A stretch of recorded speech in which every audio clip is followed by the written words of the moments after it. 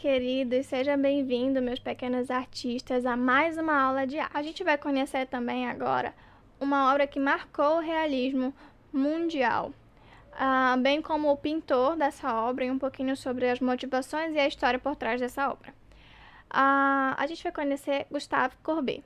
Ele foi um pintor do período realista e ele era considerado um anarquista para a época dele. E, na verdade, ele só era muito engajado em algumas causas sociais e políticas, tanto que ele também participou da Comuna de Paris, que eu citei anteriormente. Eu falei que a gente ia trabalhar um pouquinho mais, justamente pensando já nesse contexto de contar o porquê da participação de Courbet nesse processo. Como dito, ele participou dessa manifestação. A Comuna de Paris, para quem não sabe o que foi uma tentativa frustrada de instaurar um governo socialista em Paris. Porém, essa manifestação durou 10 dias e os 10 dias Courbet estava lá, relutante, trabalhando diretamente na causa.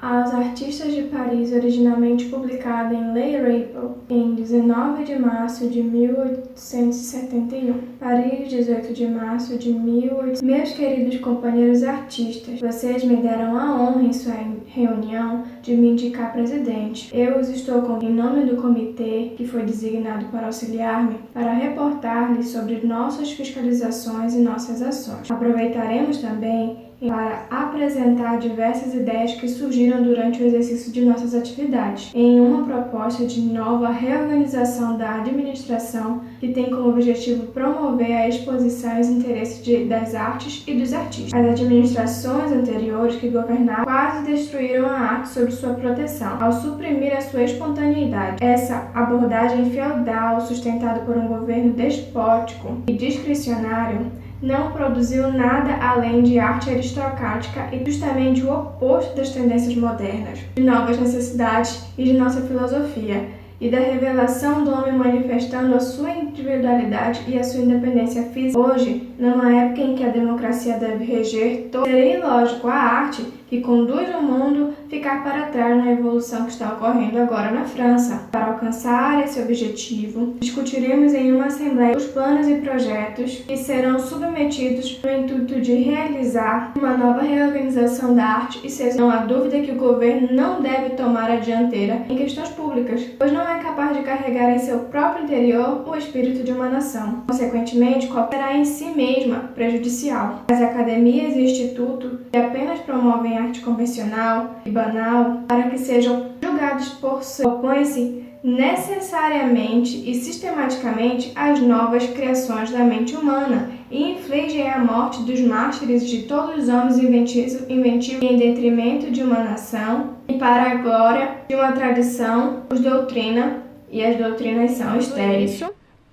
E trabalhando, fazendo o famoso rebuliço lá, fazendo onda no meio da galera lá que estava querendo instaurar esse, tinha gente que estava a favor, tinha gente contra, enfim, ele estava lá lutando, participando ativamente e por isso ele era considerado anarquista, por anarquizar os movimentos, sendo que realmente as pessoas naquele período elas não tinham tanta voz, então quem resolvia se expressar de alguma forma em relação ao que você achava, a sua opinião, era considerado anarquista ou fora da casinha, fora dos padrões do governo e da sociedade. E Courbet, ele era a favor de tudo isso, de ser contra o que estava sendo imposto. Courbet, ele é considerado o pai do realismo, o maior representante, e essa história de Courbet por trás do realismo, ela começa numa exposição lá na Sala de Paris. A Sala de Paris era uma grande sala que existia, onde os artistas levavam suas obras para expor, elas eram apresentadas, aceitas ou não, e lá as pessoas poderiam comprar, os grandes mecenas, pessoas da alta sociedade, burguesia, enfim. Era um lugar onde havia trocas e várias exposições de vários outros artistas. Porém, Courbet levou suas obras para lá, algumas foram aceitas e 2 em específicos não foram. E isso causou grande revolta nele, porque eu já disse que ele era revoltado, né? E Courbet, chateado, porém não vencido, não se deu por vencido, foi lá e falou: vocês não querem minhas obras? Pois aguarda aí. Alugou uma barraquinha ao lado dessa exposição lá do Salão de Paris, provocativo, né? Bem do lado, e colocou a exposição. E nada mais provocativo e nada também mais representativo do que intitular a sua exposição de Le Réalisme, que lá em francês é o realismo. Courbet colocou as suas 2 obras em exposição, as que foram rejeitadas. E a gente vai focar numa, que é a grande obra que marcou o realismo. A obra dele, ela é tão grande, tão magnânima em todos os aspectos. Para começar, as obras elas tinham um padrão estético de não serem tão grandes, tão exuberantes em relação ao tamanho. Courbet, como ele gostava de inovar e inventar novas coisas, a obra dele foi uma das maiores inventadas na época. Ela media 3 por 6 metros. Então era realmente grande. E não era só o tamanho dela físico que era grande. Olha o nome da obra. Eu vou ler aqui para vocês porque é muito grande. O Atelier do Pintor. Alegoria real que determina uma fase de 7 anos da minha vida artística e moral. Olha o nome da obra. Esse nome já vem dizendo muita coisa. Primeiro ele está mostrando que falando sobre o Atelier do Pintor. E ele está falando que é uma alegoria, então ele está representando algo ali aquilo ali está representando algo, a pintura está representando a realidade de alguma coisa. Então, ler realismo, realidade, tudo interligado. E ele fala também que isso é uma fase de 7 anos, então essa obra foi produzida justamente fragmentando e juntando todas as partes desses 7 anos, mostrando a parte da vida artística e moral de Courbet. Ele também inovou não só na questão do tamanho da tela e no nome da obra também, que é enorme, mas ele inovou na técnica. Geralmente a gente usa para pintar a técnica de imprimar. O que é imprimar? Imprimar é passar tinta branca com selante no quadro. Afinal, as telas são feitas de tecido e os tecidos têm pequenos furinhos. Então é preciso, para que a tela não absorva tanta tinta, imprimir essa obra. Então eles passam tinta branca para ter o fundo branco, né, que é o fundo padrão. E só então, depois de seco, eles começam a fazer essa pintura para que a tinta não seja tão absorvida pela tela. Já Courbet, ao invés de usar tinta branca, ele começou a utilizar tinta preta, então ele fez o processo inverso. Geralmente a gente pinta o branco para depois fazer os detalhes de preto. Ele fez o inverso e a obra dele tem muito essa questão do claro e do escuro, ligado diretamente às emoções que ele passou nesses períodos dos 7 anos, bem como o contraste, que a gente vai trabalhar um pouquinho agora, analisando um pouquinho sobre a obra, sobre o que está sendo posto nessa obra e que está fragmentado em vários pensamentos, afinal é uma alegoria. Mas antes, Delacroix, que foi uma pessoa muito importante da época, vocês podem pesquisar um pouquinho sobre a vida dele, ele está extremamente ligado a esse movimento. Ele, ao ver a obra de Courbet, disse a seguinte frase: descubro uma obra-prima em seu quadro rejeitado. Não podia tirar-lhe os olhos. Rejeitaram uma das obras mais singulares do nosso tempo. Então, Delacroix, um pensador do período, falou, então, quem seria eu para dizer que não era uma obra magnânima e incrível? Vamos fazer a análise da imagem. Para começar, Courbet está ao centro da imagem, do quadro, da obra, né? Pintando.